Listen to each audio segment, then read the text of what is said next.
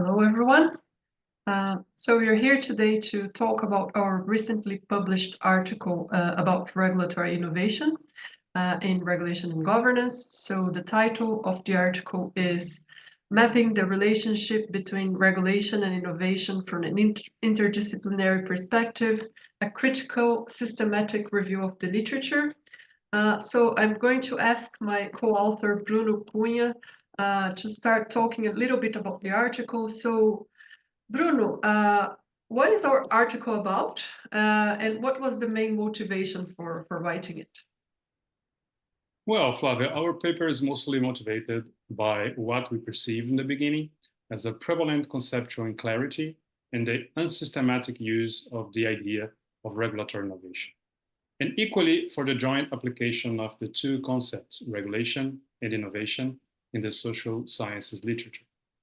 On a practical level, the article is also a response to the growing global movement of re-engagement with industrial innovation policies, and in parallel to current efforts to further connect regulation and innovation by regulatory institutions.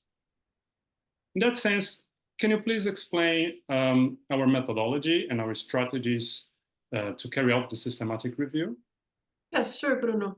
So it is a systematic literature review, as you mentioned. So we started searching two databases. So we looked at Web of Science and Scopus for academic articles that mentioned innovation and regulation in their titles and abstracts. This initial identification resulted in more than 4,000 articles. Then in the second stage, we selected a few keywords that are related to debates in regulatory innovation that we are aware of. And we reduced our sample to 277 articles. In the third stage, we looked at the abstract of those 277 articles, and we searched for articles explicitly mentioning regulatory innovation and talking about regulatory innovation.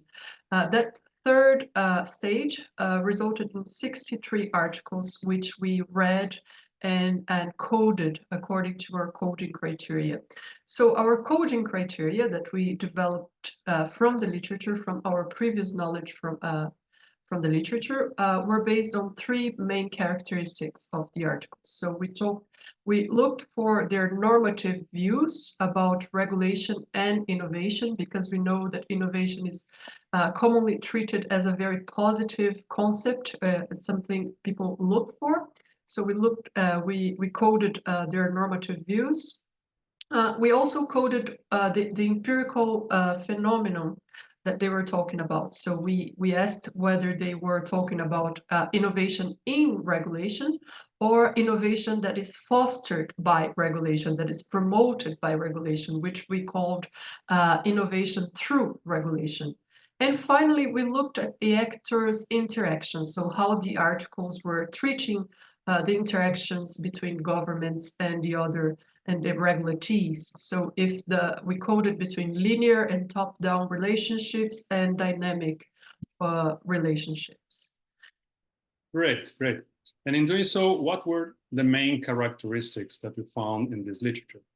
So as we expected, no article expressed a negative view about innovation. So in normative terms, they were all positive about innovation, whereas they were mostly neutral about regulation. So they presented and perceived regulation as a neutral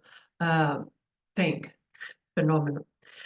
In terms of their empirical emphasis or focus, most articles, about 77%, addressed innovation through regulation, not innovation in regulation. And most of them adopted a linear or hierarchical perspective of the interaction between actors. Well, now what else have we learned from the analysis? So we identified a few narratives from that coding exercise. Can you talk a little bit about those narratives?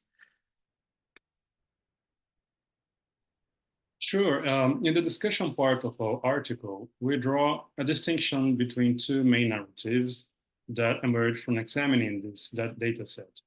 The dominant one is the orthodox stance, which is linked to traditional views of regulation and is also rooted in principles of static economic efficiency, utility maximization, and regulation as a corrective and stabilizing measure. This dominant narrative accounts for the majority of our data set and is defined mainly by articles that combine a positive view of innovation and a neutral view of regulation and a linear explanation for the interaction between regulation and innovation. And it also seeks to explain both innovation in regulation and innovation through regulation. A second narrative, which is less prevalent but seemingly on the rise, given several recently published pieces that articulate this idea, is the heterodox narrative. The heterodoxy embraces a more creative or constitutive mindset for the interplay between regulation and innovation. It also advances a more dynamic view of this interaction, and crucially, on state directionality and proactivity. These two narratives also point to an important distinction between what is heterodoxy and what is orthodoxy at the organizational level.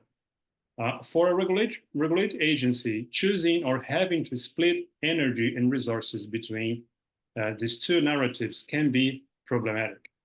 And it tends to lead to different mobilizations of ideas as well. And it also places a special demand on transformation in regulatory agencies, which have to position themselves in different areas of the understanding of this interaction between regulation and innovation. Nice. So how would you summarize our main contribution, the main contribution of our article? The article contributes to further theoretical development as it really measures trends and highlights prominent research avenues on the interplay between these two concepts. In so doing, we point to less explored areas, notably in regard to this idea of regulation directing, fostering, harnessing innovation. But it also has practical implications. It is, as we said in the beginning of this video, convergent with contemporary debates on the new wave of industrial innovation policies, which has resorted to various instruments, increasingly regulation. In that sense, we hope that it gets extensively used by the regulatory governance research community worldwide. Yes, we certainly do. Thank you, Bruno. Thank you. Bye.